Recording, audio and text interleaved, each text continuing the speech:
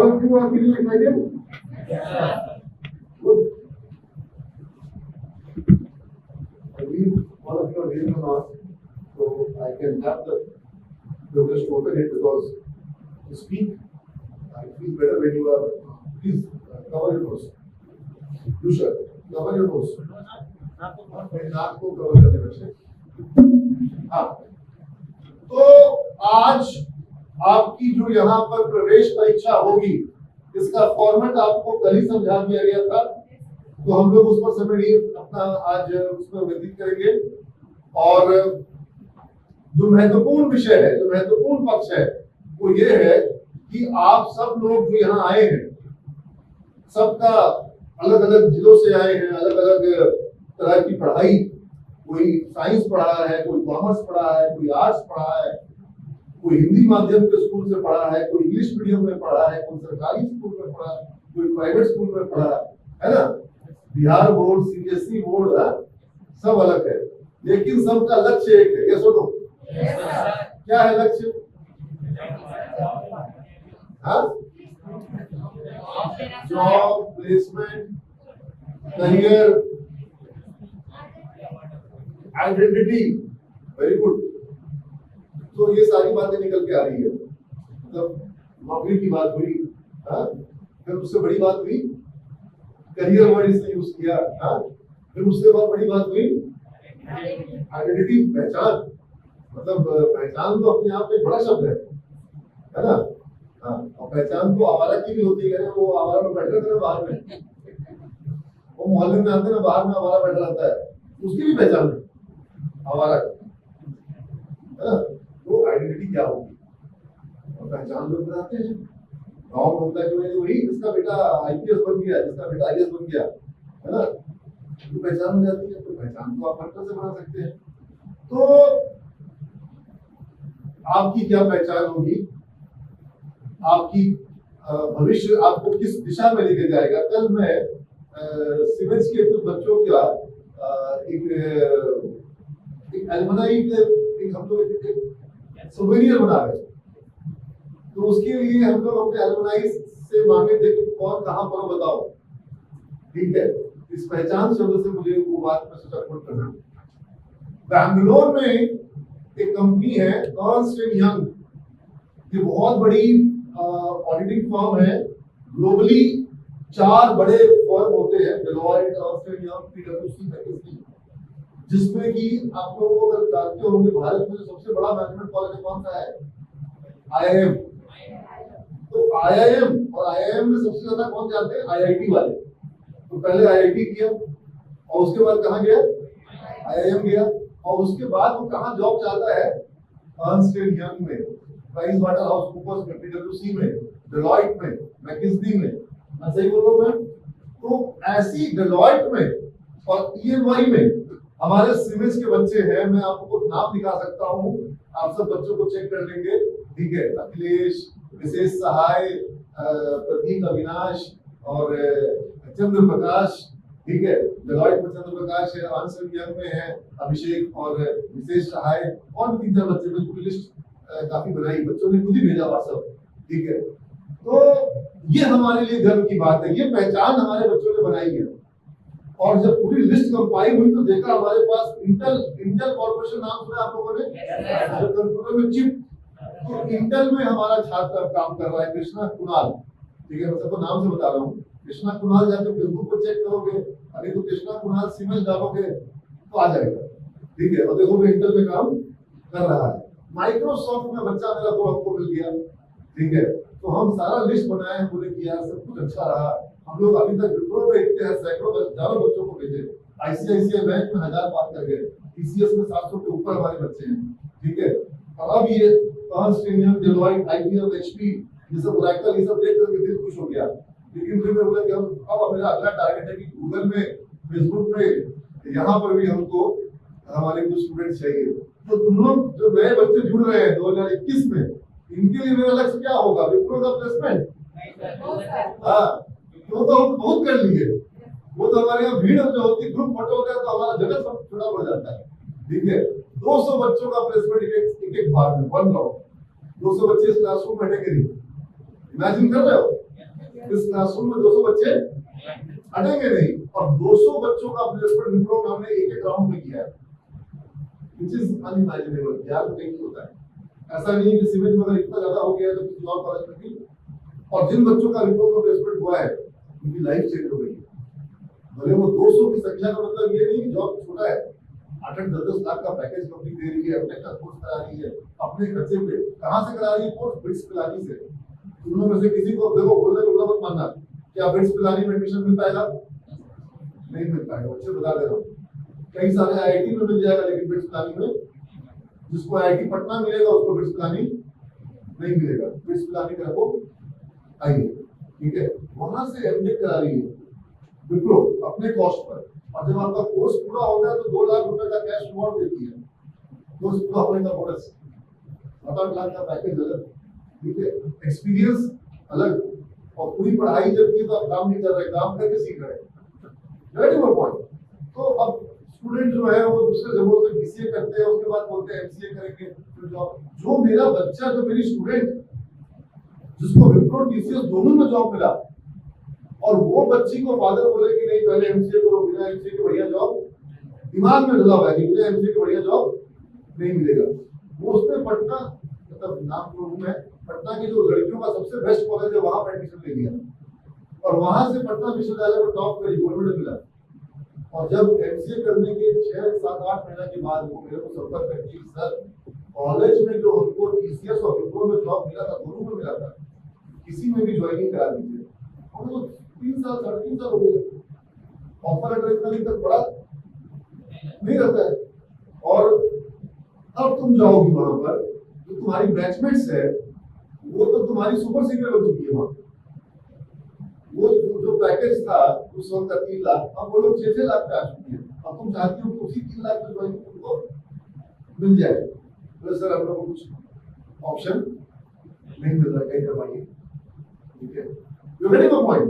That girl devoted 3 years for MCA, and the Wipro जिन लोगों ने उसके बैचमेट से ज्वाइन किया, obviously she was a good girl because she became a topper in the most renowned university of Bihar. But then you will all agree with me, the fact remains that are these institutions, those who are having old glory, are they aggressive in terms of training and placing their students? ये जो पुराने बड़े हमारे बिहार के विश्वविद्यालय हैं, क्या वो बच्चों को नौकरी लगवाने के लिए जो आज की जरूरत है उसको पूरा करने के लिए वो अग्रेसिव है? एक लाइन में जवाब है कि अगर विश्वविद्यालय अग्रेसिव है तो 1996 का सिलेबस को चला रहा है।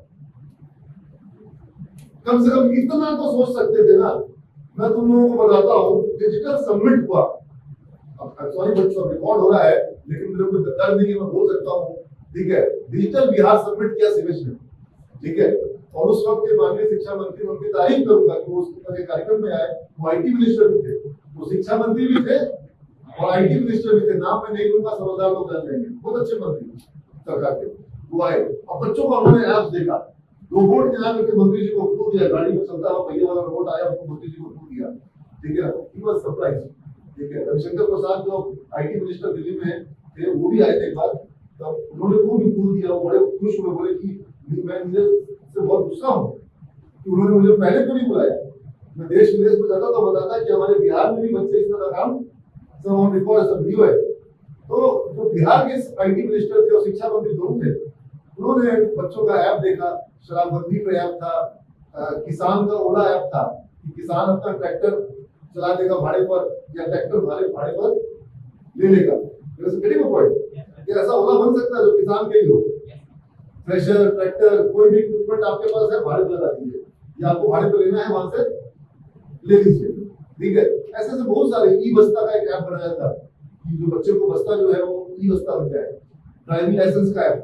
तो मंत्री जी पूरा खुश हो गए, भाषण दे जब दिया तो उन्होंने कहा कि आप लोगों ने सब बनाया, लेकिन इसको आपको लगातार अपडेट करते रहना होगा, नहीं तो ये पुराना पड़ जाएगा, हर 6 महीने में अपडेट करना पड़ेगा।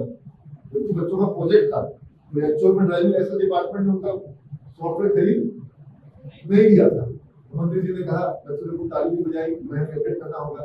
जब मेरी बारी आई, मैंने कहा कि मैं माननीय शिक्षा मंत्री से अनुरोध करूंगा कि सिर्फ वो एक काम करे कि 1996 का सिलेबस पढ़ा रहे हैं, फॉक्सप्रो पढ़ा रहे हैं जिसका 2000 के बाद से 1999 के बाद से फॉक्सप्रो का इस्तेमाल नहीं होता है, कोबोल पढ़ा रहे हैं, ठीक है। और जो हमारी जरूरत है PHP, जावा, ASP, पाइथन, वो हमारे सिलेबस में है नहीं। और हम बिहार के बच्चों को किस साल के लिए तैयार कर रहे हैं? 1996 का सिलेबस पढ़ा करते हैं। तुम लोग उस समय क्या कर रहे थे 96 में?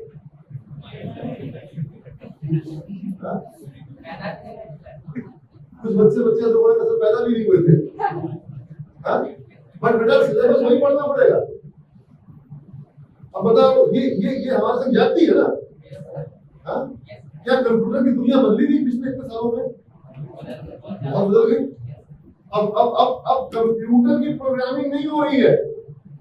मैं तुमको बता रहा हूं, अब जो प्रोग्रामिंग का जो नया दौर आ रहा है, डेटा का जो नया दौर आ रहा है, वो कंप्यूटर के लिए नहीं है, वो आदमी के लिए नहीं है, इंसानों के लिए नहीं है। जो चिप्स, सबसे बड़ा आविष्कार जो हुआ वो सेमीकंडक्टर का हुआ, जिसमें ट्रांजिस्टर, जिसने दुनिया को बदला। और फिर उसी से आपको कैलकुलेटर निकला, उसी से फिर बाद में आपको रेडियो निकला, टीवी निकला, उसी से आपको ये कंप्यूटर निकला, उसी से मोबाइल निकला। और अब आपको ह्यूमन बॉडी में चिप इंसर्ट किए जाएंगे, जानवरों में चिप लगाया जाएगा, जानवरों में सब में, मतलब गाय से लेकर के सभी जानवरों में। और internet of animals, internet of things सुना आप लोगों ने कि आपके लाइट से लेकर के फैन से लेकर के दरवाजे में, जैसे पापा घर पे आ गए और आपको जैसे पापा ने फोन किया तो आपने तुरंत से क्या किया, अपने मोबाइल से घर का दरवाजा खोल दिया, मोबाइल से घर का दरवाजा। और ये काम मेरे स्टूडेंट ने बनाया है कि अपने घर का लाइट हो या घर का लाइट या हमारा ऑफिस का लाइट, कोई भी लाइट वो मोबाइल से ऑन ऑफ कर सकता है। खाली मोबाइल में चिप लगाना होगा जो कि कनेक्टेड रहेगा नेट से। नेट चाहिए उसको, किसको? लाइट को। तो सारी लाइटों में नेट, सारे फैन में नेट, सारे माइंस में जो लोग जाते हैं, मजदूर माइंस में जाएंगे कि मशीन माइन में जाएगी? मशीन जाएगी। सीमा में, बॉर्डर पर गोली चलाने के लिए, गोली खाने के लिए जवान जाएगा कि मशीन जाएगी? मशीन जाएगी। ज्यादा दूर तक बारीकी से कौन देखेगा? आदमी की मशीन? मशीन देखेगी। You get my point? जिस शिद्दत, जैसे हल्का सा भी मूवमेंट हुआ, चेहरा बाहर निकला किसी का, तुरंत गोली, मतलब आदमी से ज्यादा तेज। डॉक्टर जब ऑपरेशन करते हैं तो बहुत बारीक ऑपरेशन करना पड़ता है। क्या ऑपरेशन मशीन कर सकती है? कर रही है रोबोटिक्स ऑपरेशन, क्योंकि डॉक्टर का हाथ कांप सकता है, मशीन का हाथ। You get my point? तो मेडिकल साइंस हो, एजुकेशन हो, एग्रीकल्चर हो, डिफेंस हो, टेक्नोलॉजी किस सेक्टर में नहीं है? आप टेक्नोलॉजी के सेक्टर में नहीं, लेकिन टेक्नोलॉजी आपके सेक्टर में है। नेम मी वन सेक्टर जहां टेक्नोलॉजी नहीं है कोई सेक्टर? स्पोर्ट्स, एक बॉल का विश्लेषण हो रहा है, एक शॉट का, और कैसे? टेक्नोलॉजी से, सॉफ्टवेयर से सिमुलेशन हो रहा है। You get my point? तो टेक्नोलॉजी से बाहर कोई सेक्टर नहीं है। और कंप्यूटर से निकल करके प्रोग्रामिंग जो है वो अब smart home, smart city, smart traffic lights में, गाड़ियों में, गाड़ी के सेंसर में, एक गाड़ी में इतना तरह का सेमीकंडक्टर लगा है कि मत पूछो। गाड़ी में मल्टीपल सेमीकंडक्टर्स लग रहे हैं ताकि वो गाड़ी स्मार्ट गाड़ी बने। तो अब ये इसको सुलझा और नहीं कर सकते हैं। और यही एक चैलेंज और भी है कि जो एक सिंपल सी प्रोग्रामिंग सीख करके बच्चा जॉब पा जा रहा था, अब वो सी प्रोग्रामिंग मशीन खुद से कर ले रही है। जिसको लो लेवल प्रोग्रामिंग जितना भी होता है, जो पहले तुम लोग पढ़ते थे, अब वो प्रोग्रामिंग करने के लिए आदमी की जरूरत है? नहीं जरूरत है। कॉल सेंटर में बात करने के लिए आदमी की जरूरत है? नहीं, वो खुद ही मशीन में सब नाम वाम बोलेगा। हेलो, आप नीरज अग्रवाल बोल रहे हैं, आपने इस सामान के लिए इंक्वायरी करी थी पटना में, उस पटना भी वो मेरे फिगर से लिया, किस सामान की इंक्वायरी करी थी उसको लिया, मेरा नाम भी लिया, सब कुछ ऑटोमेटेड। और अगर मैं बोलूंगा हाँ तो उसको समझ में आएगा कि मैंने बोला हाँ। तो अब आर्टिफिशियल इंटेलिजेंस का दौर है। तो तुम लोग ये समझ लो कि अगर तुम लोगों में से कोई भी यहाँ पर ये सोच के आया है कि डिग्री लेना है, तो बच्चे डिग्री बहुत आराम से मिलती है, डिग्री बहुत आराम से मिलती है। तुम लोग 12वीं का डिग्री लेकर के आए हो, ठीक है, मार्कशीट तुम लोग को मिल जाएगा, नहीं मिला होगा वो। अच्छा, तुम लोग 12वीं का डिग्री लिए तो तुम लोग का फोकस किस चीज पर था? 12वीं के सब्जेक्ट पर, पढ़ाई पर, नॉलेज पर किसी को धर्म, नॉलेज पे, स्टडी पे, नॉलेज स्टडी बेस्ड।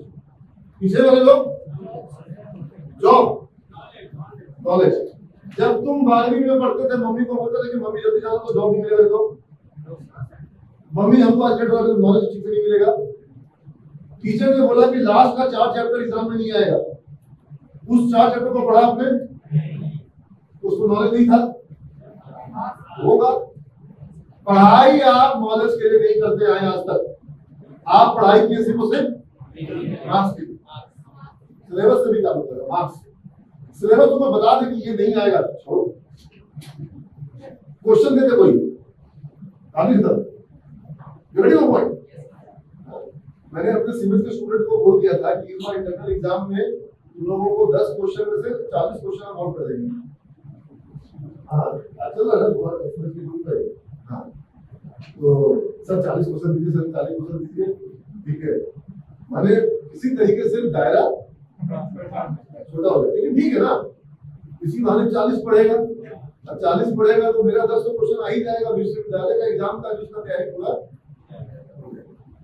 40 क्वेश्चन के बाहर उसका पूरा सिलेबस कवर कर देंगे हम। 40 क्वेश्चन में उसका हम पूरा सिलेबस कवर कर देंगे, कुछ बाकी नहीं बचेगा।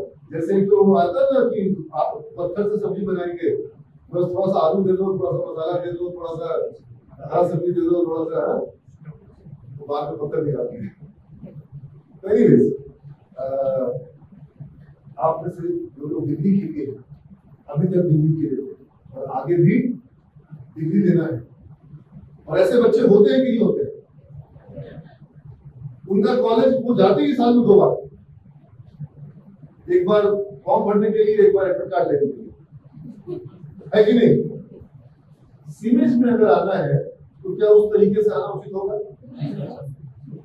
और जो ये बड़ी सफलता सीमेज के बच्चों को मिली, क्या उन लोगों को ये सफलता फॉर्म भरने और एडमिट कार्ड लेने से मिल जाती है? कहीं ना कहीं तो उसके अंदर एक ज्वाला भड़का दी थी हमने, उसके अंदर एक गांव से आया हुआ बच्चा, सहरसा के छोटे से गांव, कोसी नदी के किनारे घर में रहने वाला अभिनंदन यादव इंफोसिस में है। सोचा भी नहीं था जन्म में होता कि हम कभी जिंदगी में जानते नहीं थे कि इंफोसिस क्या होता है, हमको नाम भी नहीं पता, लेकिन कुछ ना कुछ तो उसके अंदर था। और उसके अंदर क्या, तुम सबके अंदर होता है। जान लो इस बात को कि भगवान ने तुम में से किसी को भी बुद्धि एक छटाक कम नहीं दिया है, उपयोग भले कम करो। क्या सुनो, भगवान ने कम, शरीर तुम्हारे अंदर जो कम बेसी है वो भी तुम चाहो तो जितना मजबूत बना लो, है कि नहीं। शरीर मजबूत बनाने का तरीका, जितना शरीर का प्रयोग करोगे, दिमाग मजबूत बनाने का तरीका, अब तुम लोग प्रयोग नहीं करते हो, बचा के रखते हो।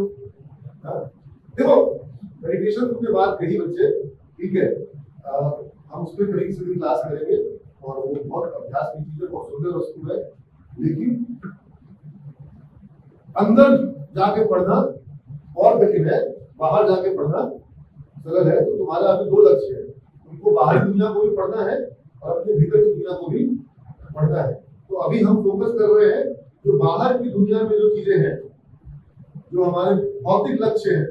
मैं कोई आध्यात्मिक गुरु यहाँ पर अभी नहीं हूँ, इसलिए मेडिटेशन जरूरी है, बहुत जरूरी है, बहुत काम का है। लेकिन अभी जब हम सफलता की यहाँ जो बात कर रहे हैं, आपको मैं बात करता हूँ, मैंने पहले बात करी तुम लोगों को, तुम डिग्री ओरिएंटेड हो तो मत चाहो, तुम लोग होना होगा नॉलेज ओरिएंटेड, ठीक है। और नॉलेज कौन सा नॉलेज, 96 का कि आज का? 24 का, चलिए 24 का। आज का वाला काम बोलो, आज वाला ही पढ़ोगे तो 24 में काम आएगा, तब तक कुछ चीजें नहीं भी आ जाएगी। और ब्लॉकचेन आ गया है। अब भारत सरकार अभी तक नहीं समझ पा रही है कि बिटकॉइन को लीगल बोले कि इलीगल बोले। बोलो, तुम लोगों को पता है कि बिटकॉइन लीगल है कि इलीगल है? नहीं पता। अभी तक वित्त मंत्री का कोई इस पर क्लियर स्टेटमेंट नहीं है। सुप्रीम कोर्ट में कितनी बार मामला चला गया, लेकिन आप नहीं रोक पाएंगे। You can not stop an idea which time has come. Victor Hugo ने कहा था। तो ब्लॉकचेन, अच्छा bitcoin is not, blockchain is not just bitcoin, land record है, दवाइयों में एक्सपायरी का रिकॉर्ड, मतलब बहुत सारा कुछ ऐसा है जो कि ब्लॉकचेन से मैनेज हो सकता है। गाड़ियां ओला जो चल रही है अभी, ऐसा बन सकता है ब्लॉकचेन पर नेटवर्क जिसका कोई मालिक नहीं हो और वो सारी गाड़ियां उस पर चले और हिसाब किताब लेन देन ब्लॉकचेन के थ्रू, ठीक है। ये दौर अब आने वाला है, जो जेब में पैसा रखते हो खत्म हो जाएगा, बैंक खत्म होने का खतरा आ रहा है। अगर ब्लॉकचेन में पूरा ट्रांजैक्शन, पूरा लेन देन, ब्याज सब मेंटेन ढंग से हो जाए तो बैंकों के अस्तित्व को खतरा आ जाएगा। मतलब तुम लोग हो सकता है तुरंत से मेरी बात समझ में नहीं आ रही, रिक्वायर टू बी क्लास, लेकिन तुम लोग अपनी आंख के सामने देखने वाले हो, तुम लोग अपनी आंख के सामने देखने वाले हो कि ड्राइवर की आवश्यकता नहीं रहेगी, गाड़ियां खुद ब खुद चलेगी, बस बोलना होगा मोबाइल में यहाँ चलो, गाड़ी वहां तुमको ले जाएगी। Is it not possible? ये तो बन चुकी है। तो डिग्री से ज्यादा नॉलेज भी आज का नॉलेज, और all of you have got knowledge of English language, yes or no? Yes, sir. Are you able to speak in English? Are you able to express yourself comfortably in English language? Are you confident when it comes to speak or express yourself in English the way you are comfortable in Hindi language? Probably most of you have learned English grammar more than Hindi व्याकरण। ज्यादातर लोगों ने अंग्रेजी grammar ज्यादा पढ़ा, हिंदी व्याकरण कम पढ़ा, लेकिन जिस सहजता के साथ आप हिंदी में अपनी बात कर पाते हैं, the same comfort, the same ease, with the same style and same fashion, you're not able to express yourself in English. You're not confident in English. Why is it so? Knowledge of English is there, skill of English is not there. Yes or no? Yes, sir. अंग्रेजी का ज्ञान है, क्षमता नहीं। तो क्या ऐसा ज्ञान काम आता है? अगर किसी को प्रोग्रामिंग का ज्ञान हो, एग्जाम पास कर जाए, लेकिन प्रोग्राम बना ना पाए, काम आएगा? ऐसा होता है कि नहीं होता है? ऐसा ज्यादा होता है, ज्यादातर ऐसे ही। एग्जाम पास करने के लिए प्रोग्रामिंग सीखते हैं। तुम लोगों ने इंग्लिश सीखी है किसके लिए? बोलना सीखने के लिए कि एग्जाम पास करने के लिए? बोलने का एग्जाम हुआ था? मतलब बात को चेंज करना पड़ेगा, सारा फोकस चेंज करना पड़ेगा, ठीक है ना। तो नॉलेज के बाद आया स्किल, और स्किल के बाद आता है बच्चे बोलते हैं कि लोगों के नॉलेज, स्किल, सक्सेस। स्किल के बाद सक्सेस नहीं आएगा, स्किल के बाद तुम्हारा एप्टीट्यूड और एटीट्यूड। अगर एक विजेता वाला, जो मैं हमेशा एग्जांपल देता हूं कि एक ही गुरु, जब मैं आज यहाँ क्लास को बता रहा हूँ, पढ़ा रहा हूँ, तो मैं तुम लोगों को ज्ञान देने में भेदभाव कर रहा हूं? क्या तुम लोग समझने में भेदभाव कर रहे हो? यस। क्या मेरी बात सबको बराबर समझ में आ रही है? जब टीचर क्लास में पढ़ाता है तो सबको बराबर पढ़ाता है कि अलग-अलग पढ़ाता है? सब बराबर समझते हैं? रमाकांत अचरेकर, कल मैं वीडियो देखा था, सचिन तेंदुलकर उनकी तस्वीर के आगे फूल लग रहे हैं, कल का वीडियो, ठीक है। रमाकांत अचरेकर के दो शिष्य, तेंदुलकर और कामली, ठीक है। क्या उन्होंने पढ़ाने में कोई भेदभाव किया होगा? लोगों को कोचिंग में कोई भेदभाव किया होगा? ठीक है। क्या कामली और तेंदुलकर की सफलता बराबर थी? नॉलेज बराबर था कि नहीं था? नॉलेज बराबर दिया गया, ठीक है। क्षमता और स्कोर ज्यादा किसमें था? कामली को देखो, उसका बॉडी देखो, फिजिक देखो, वो बैट पकड़ता था ऐसे, उसके आगे बैट छोटा होता था। तेंदुलकर को देखो, कामली के आगे थोड़ा छोटा, कमजोर, सॉफ्ट। तेंदुलकर सॉफ्ट, कामली स्ट्रॉन्ग, मैचो, ठीक है, पावर ज्यादा, ठीक है। लेकिन सबसे ज्यादा कौन हुआ? कामली का स्टेडियम में रोता हुआ वीडियो याद आता है, और सचिन का 16 साल की उम्र में जब नाक पर बॉल लग गई है, खून फेंक रहा है, उसका आंसू बह रहा था, उसका खून बह रहा था। आंसू बहते हुए वो स्टेडियम से बाहर गया, और सचिन का खून बहते हुए वो बोला कि हम खेलें। This is the mental attitude and aptitude which makes lot of difference. यही डिफरेंस होता है। कलाम का जब मिशन फेलियर हो जाता था, उसके बाद वो हार करके बैठते, यही करता होता है। मेरे को लाइफ में किसी बच्चे ने कहा कि सर आप फेलियर की बात करते हैं, मतलब तो कोई फेलियर नहीं, मेरे लाइफ में कोई फेलियर नहीं है, जो कुछ भी है लेसन है, और मैं बार बार फेल होता हूँ, बार बार सीखता हूँ, गलती करता हूँ, प्रयास करता हूँ।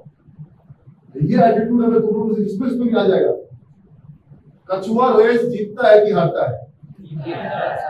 जीतता है ना, समझ रहे बात को।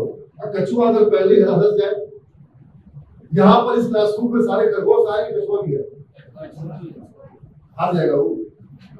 मेरा देखा हुआ कछुआ नहीं हारता है, बस लगातार लगे रहना, कंसिस्टेंटली। पानी का बूंद भी गिरता रहेगा तो पत्थर भी छेद हो जाता है, क्या है ना। इसलिए कंसिस्टेंटली लगे रहने वाले बच्चे, मुर्गे खाओ के बच्चे कुछ भी हो, जज्बा होना चाहिए, कुछ करने का सोच होना चाहिए। और जिसके अंदर वो जज्बा नहीं है, करने का सोच नहीं, आग नहीं है, जिसमें फलिता है वो पटाखे पे लगाते रहो, कुछ नहीं होगा, फिर कोई फायदा है? तो यहाँ कोई फुसफुस भी होगा, तो वो फुसफुस पटाखा से कोई फायदा नहीं होगा। बाकी जिसके अंदर बारूद है उसको चिंगारी दी जा सकती है, इग्नाइटिंग द माइंड, कलाम साहब कहते थे ना। तो मेरा यही काम है, मेरे किसी को पता लगता है, ठीक है। और अनुशासन चाहिए, मेरे पास कोई शॉर्टकट, कोई रिलेशन तुम्हारे फीस का और सक्सेस का नहीं है। फीस सब लोग बराबर देते हैं, सक्सेस को बराबर।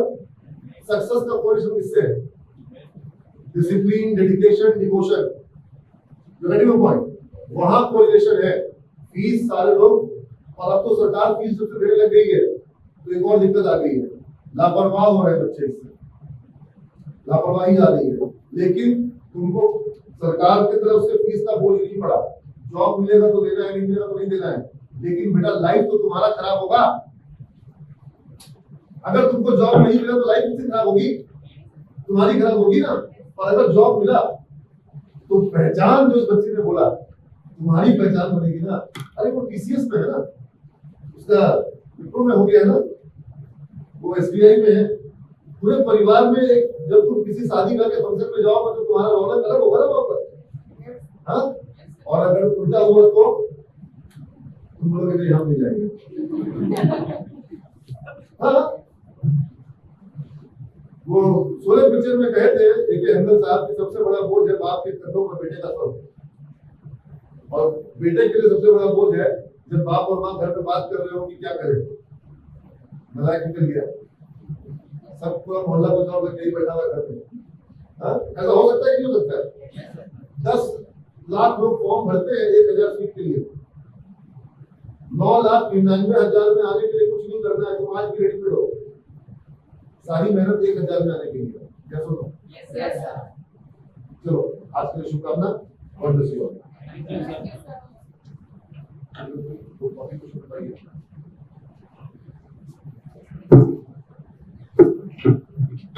एग्जाम देना और फ्रेंडली दो, कोई कॉपी छिया नहीं जाएगा, लेकिन इसका मतलब ये नहीं कि दोपहर तक ही बैठे हो, घर जाना है ना। और लड़कियों को पहले मौका दिया जाएगा इंटरव्यू के लिए, जो लोग बहुत दूर से आए हैं उनको पहले मौका दिया जाएगा इंटरव्यू के लिए, ठीक है। और इंटरव्यू में आकर के ये सब बोलने से काम नहीं चलेगा कि कब बीमार थे या खाना नहीं खाए, ठीक है। समझो बात को, जाकर के बगल में पीएम हुआ तो कुछ काफी क्या जाना चाहिए, लेकिन इंटरव्यू में प्रॉपर तरीके से देना होगा। और सब्जेक्टिव जो क्वेश्चन आंसर है वो जरूरी है, उससे हम समझते हैं तुम्हारी मनोभावना को, लिखने की क्षमता को, लिखना तो पड़ता है ना। इंटरव्यू क्यों लेते हैं? अरे बाबा तुम बोल पाते हो कि नहीं बोल पाते हो, बोलता कैसे समस्तीपुर को बोलेंगे हिंदी में बोलेंगे, तो थोड़ा हिंदी में सुनना है, very point. Your understanding skill, your writing skill, and your ability to express, these things are important. Though if you are not having it, still it can be made up. लेकिन कहाँ तक समस्या है, ठीक है। और ये तुम लोग की उम्र है जहाँ तुमको अपने जीवन में कठोर निर्णय लेने होंगे, पीछे बहुत पाप भी किए हो, ठीक है ना। वन कहाँ तक पाला जाए, युद्ध कहाँ तक टाला जाए, रोजाना के वंशज फेंक जहां तक पाला जाए, आया ना बिल्कुल।